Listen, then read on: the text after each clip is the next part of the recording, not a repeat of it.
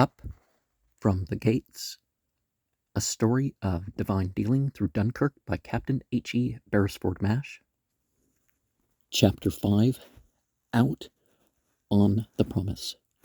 Not always out of our troublous times, and the struggles fierce and grim, but in, deeper in, to our one sure rest, the place of our peace in Him, streams in the desert.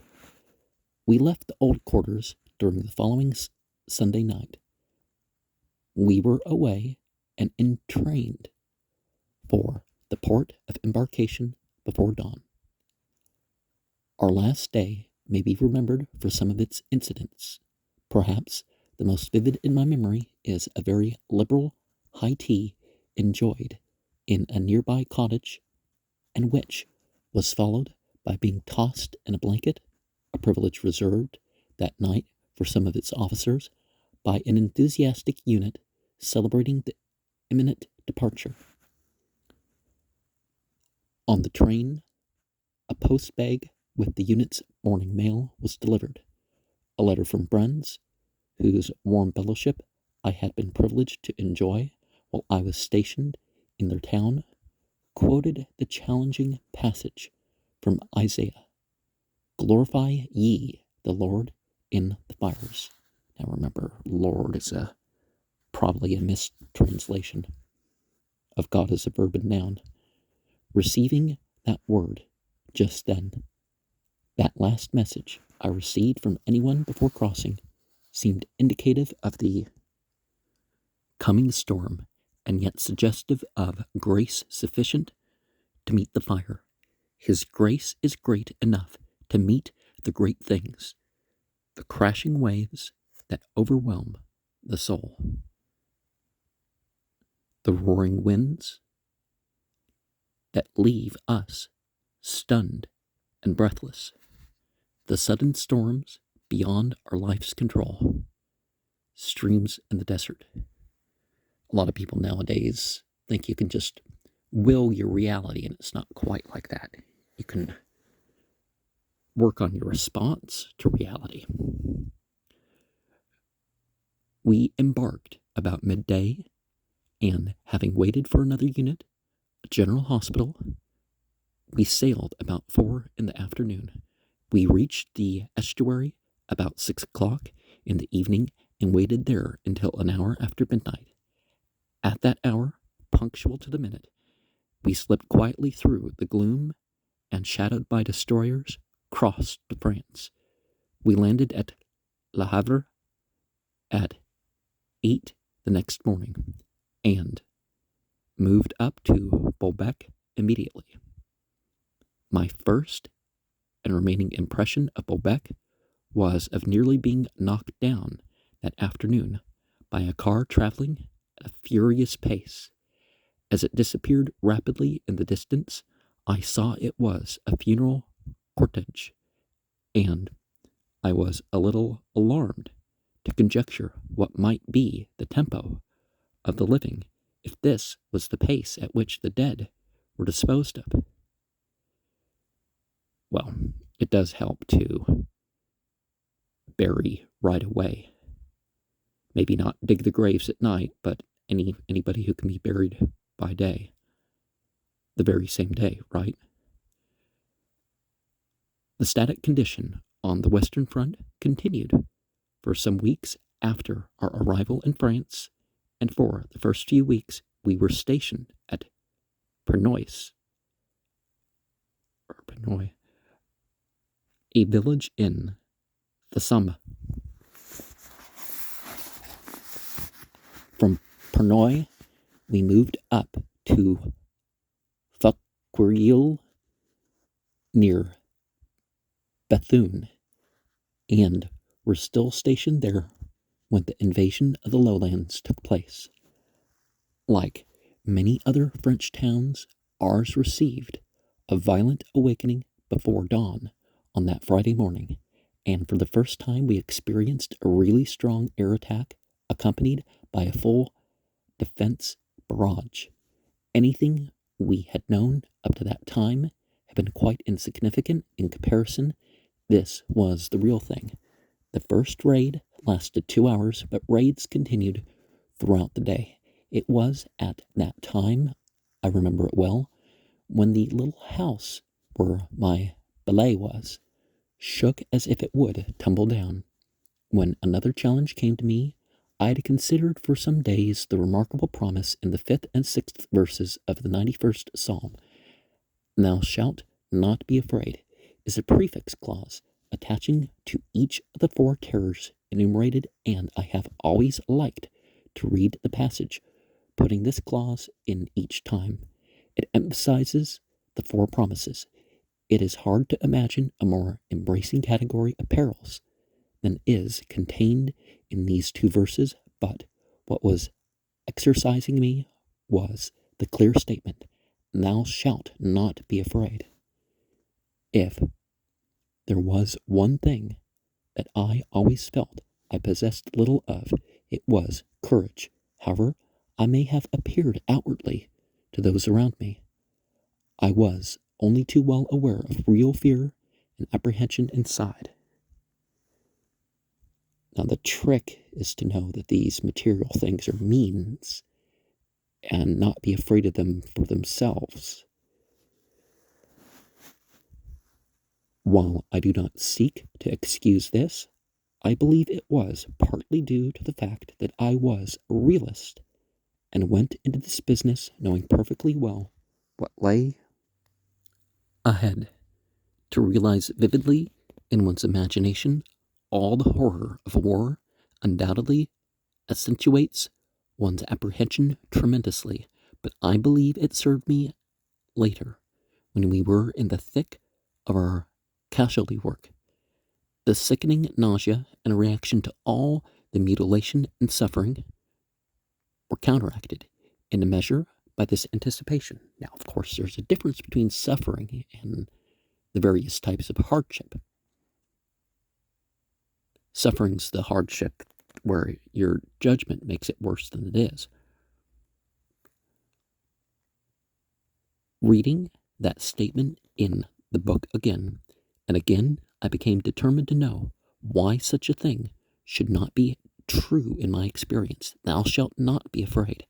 Very simply, I prayed that all fear might be removed, whether it were during air attack or whatever might come from day to day. I believe God answered this prayer. Certainly, I felt different. I came to find later, and the most critical hour of all, when I felt certain that I had been killed, that the fear I once knew had very largely been liquidated.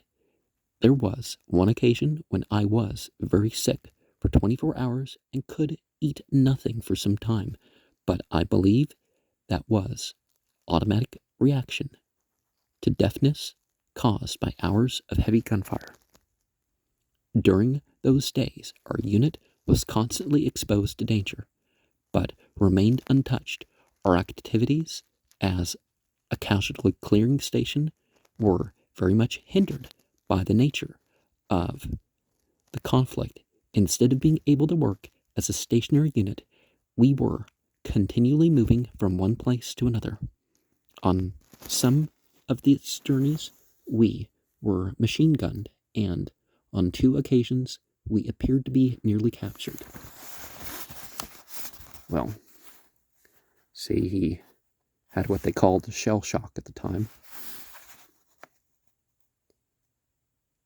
But there is temporary deafness.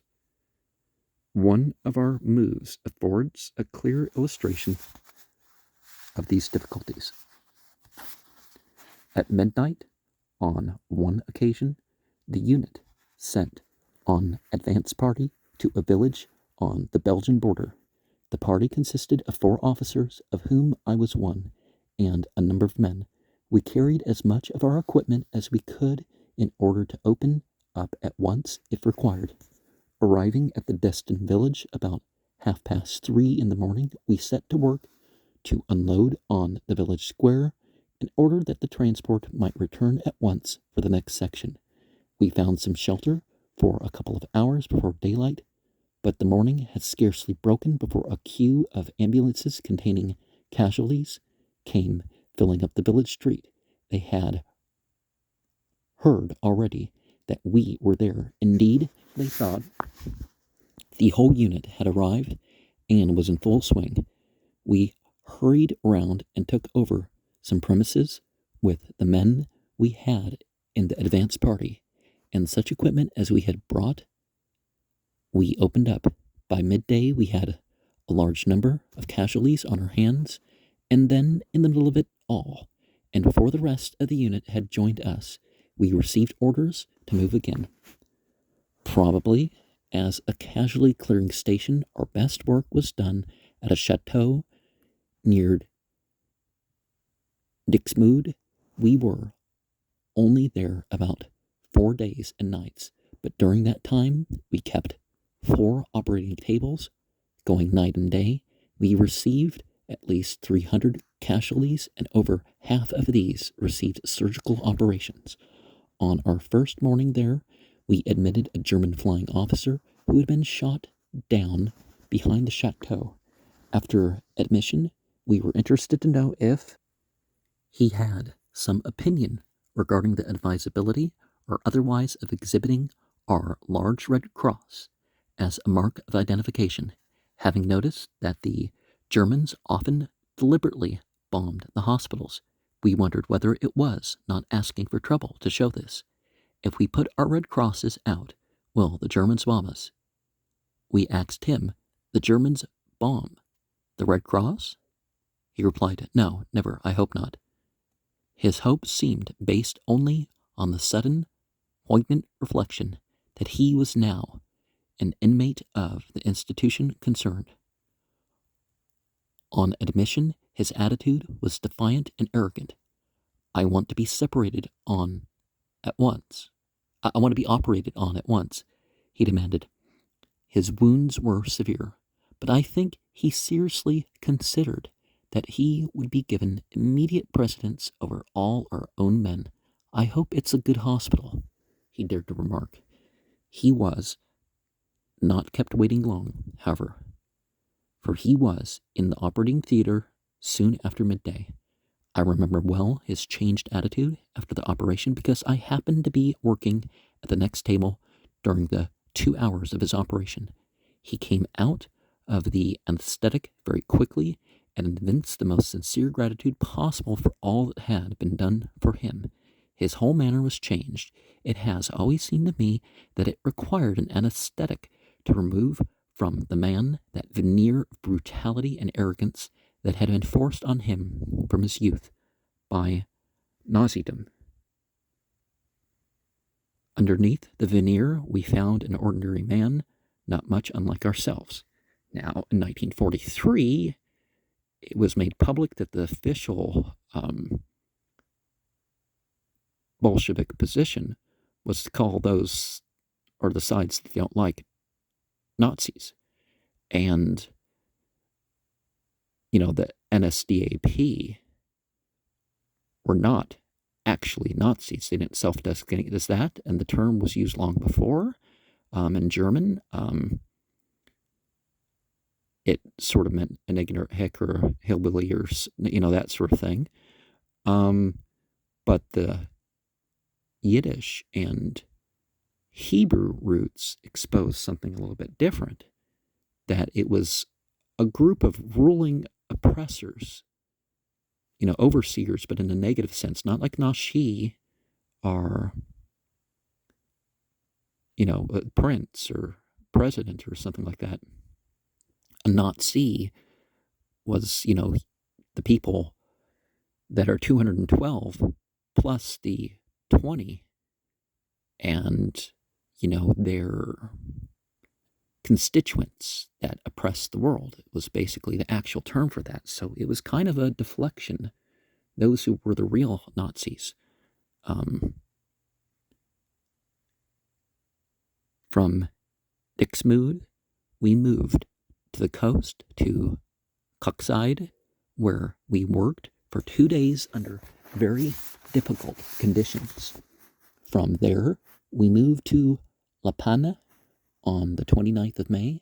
At La Panne, we opened up in the casino and adjacent buildings, but At the end of our second day there, we received orders to evacuate all our casualties, some 200 or so, and then to be prepared to move off ourselves in half an hour. Although we were having a pretty uncomfortable time at that stage, I scarcely think we appreciated fully the urgency of these movements and the danger of our situation, but perhaps we were too occupied.